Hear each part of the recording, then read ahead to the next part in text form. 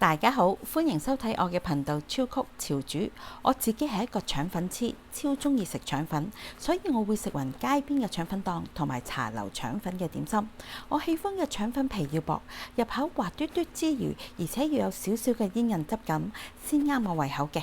所以我研究咗個家庭版嘅腸粉比例，再配鹹香蝦米同埋秘製甜豉油嘅蝦米腸粉俾大家。今日嘅材料係粘米粉、木薯粉、蝦米同埋葱嘅。我哋首先沖一沖啲蝦米先至浸水。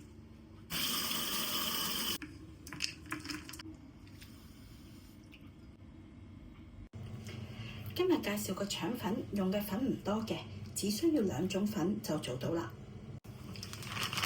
包括有粘米粉，粘米粉其實係大米磨出嚟嘅粉。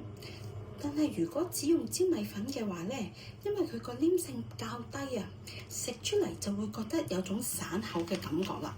簡單啲講句，就會覺得佢唔夠滑，所以我哋就要溝粉啦。但係坊間用嘅粉嘅種類好多，有啲會用到鷹粟粉、燉麵、番薯粉，甚至係馬蹄粉嘅。我今日就會介紹大家用木薯粉。買嘅時候睇返佢嘅成分，寫住木薯，咁就唔會買錯啦。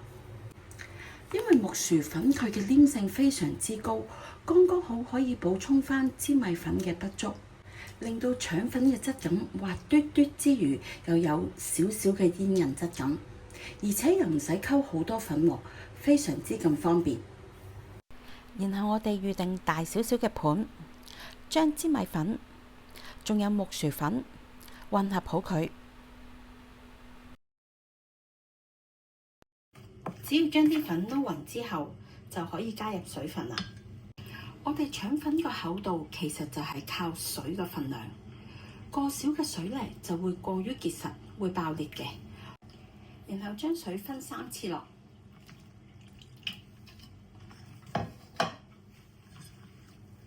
我習慣將佢攪到勻勻咗，先落埋其餘嘅水。好，啲粉漿已經溝好啦，我哋就由佢靜止半小時。我哋去睇下個蝦米先，只要啲蝦米軟身就用得啦。我哋可以檢查下佢，攞一粒上嚟，撳下去，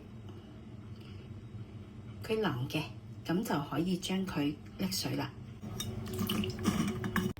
趁啲蝦米瀝水嘅時候，我哋就可以切葱，葱頭葱尾我都會用晒佢嘅。想佢葱味突出啲，我會拍一拍個葱頭。但係葱頭個部分佢太粗，咁我就會開十字先至切碎佢。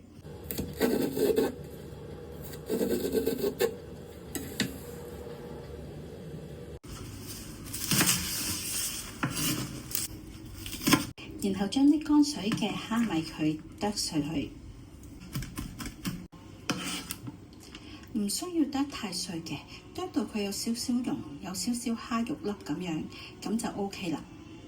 我想個蝦米個味道更加濃郁，我會將佢烘一烘。我哋唔需要落油嘅，直接放落個煲仔度，然後整平佢，等佢每個蝦乾都可以接觸到個表面，然後用細火烘一烘佢。你聽到啲聲音噼哩啪啦嘅，咁就啱啦。即係代表佢個水分收乾緊，我哋就炒一炒佢，然後繼續興另外一邊，唔使好耐㗎，只需要佢發出香味啫，我哋就可以熄火啦。點解要浸完水又要烘乾佢呢？又唔直接烘乾佢先至浸水呢？因為蝦乾佢係好硬嘅，如果你直接烘乾佢，佢就會硬上加硬啦。之後再浸翻水，就會將佢個香味掩蓋咗。所以我哋要浸軟咗佢，等佢冇咁硬身，先至嚟烘，咁就可以食到佢嗰個軟硬適中嘅口感同埋個香味啦。浸落去係腍㗎，無論佢個香味同埋質感都係最好食嘅。好，整好蝦米，我哋而家可以去校豉油。整腸粉嘅甜豉油好簡單，只有3種調味料啫，包括有糖、生抽、仲有熟水，提提大家呢個水係熟水嚟嘅，因為呢個豉油我唔需要特別去煲煮佢嘅。然後將佢撈勻。如果怕佢啲糖唔溶嘅話咧，我哋啱蒸腸粉嘅時候可以放喺側邊，咁就可以整溶啲糖啦。預備蒸架同埋個水，水唔過蒸架嘅，咁就 OK 啦。然後冚蓋，開大火，等佢滾就可以蒸腸粉啦。然後將頭先較好嘅豉油放喺側邊，咁啲糖就好快溶啦。整腸粉嘅工具都非常之咁簡單，唔需要腸粉機嘅，只需要一個方形盤、刀刮同埋油掃。如果唔想用油掃，我哋可以用廚房紙嚟代替。好，材料準備好，可以蒸腸粉啦。我哋先掃油，將佢嘅底部同埋四周都炒勻油。好似咁樣，每次上漿之前，我哋都啷一啷佢，肯定啲粉唔會沉澱，我哋先至上漿。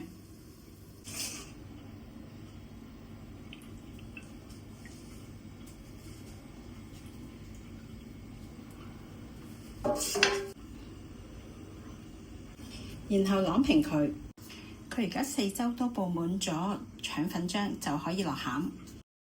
蝦米，你可以落多落少都唔緊要，但係就唔好黐埋一橛。如果唔係咧，佢就會容易裂開嘅。葱都一樣，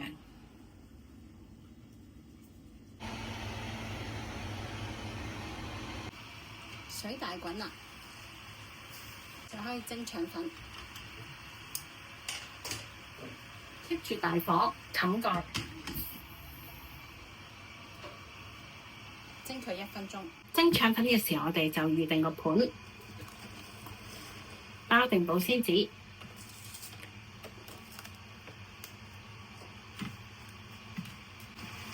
嚟放腸粉。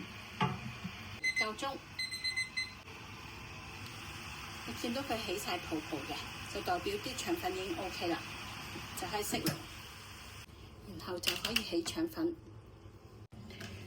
而家蒸起個腸粉白得嚟，帶少少透明，代表佢嗰個煙韌度係啱啱好嘅。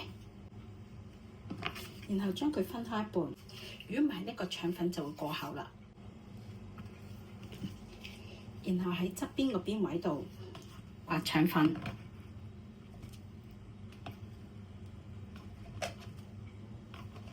我喺中間刮起，然後接一接側邊。又係咁樣推，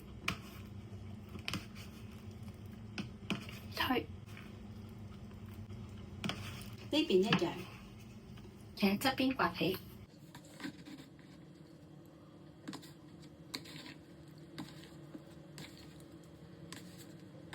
呢個又滑又 Q 彈嘅腸粉就搞掂啦！大家都嚟試下。然後你可以唔使個盤㗎，個廚房紙同埋刮刀，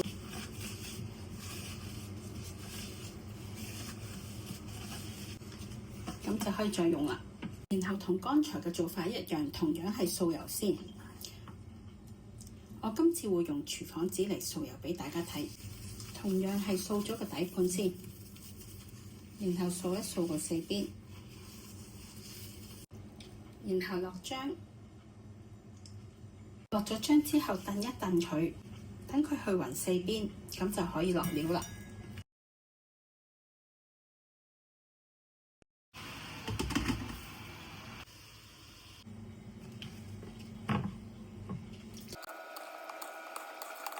咁腸粉就捲起咗啦。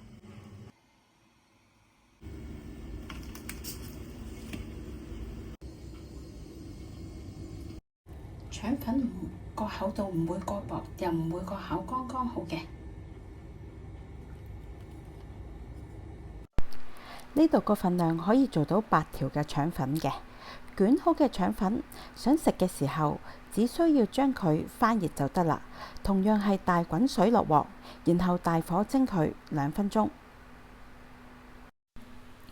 蒸熱咗嘅腸粉淋埋秘製嘅甜豉油就食得啦。想香口啲嘅話，可以好似我之前嘅短片咁樣配 XO 醬炒嚟食。喜歡嘅朋友記得 Like、Share 同埋 Subscribe 我嘅 channel，就係對我最大嘅鼓勵啦。多謝晒大家先，拜拜。